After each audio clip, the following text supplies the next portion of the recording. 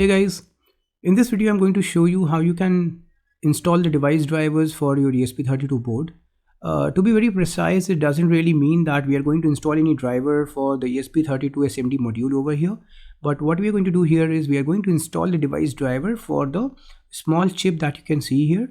This is basically a USB to UART converter, and what it does, it basically facilitates communication between this particular board and your laptop over the USB port. Now, before you can upload any piece of code or any binary to your ESP32 board over USB, the device drivers have to be installed and the COM port has to be located. Now let me just launch Device Manager. In the port section, you can see that there are currently two COM ports, and these are all meant for the Bluetooth connectivity. Now let me just connect the ESP32 board to the laptop.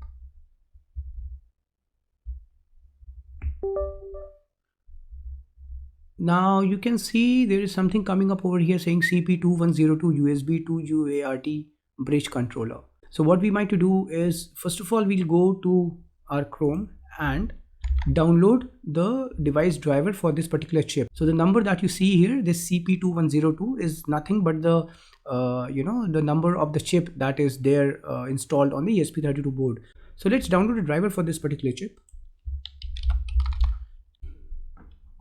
Click on the first link. It is from Silicon Labs. Go to the download section. So over here you can see that there are a couple of versions listed for different operating systems. Since I'm using a Windows one, I'm going to click on this one, the CP210X Universal Windows Driver.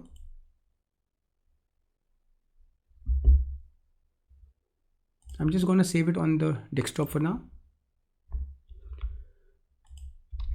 Now what I'm going to do is I'm going to unzip it here.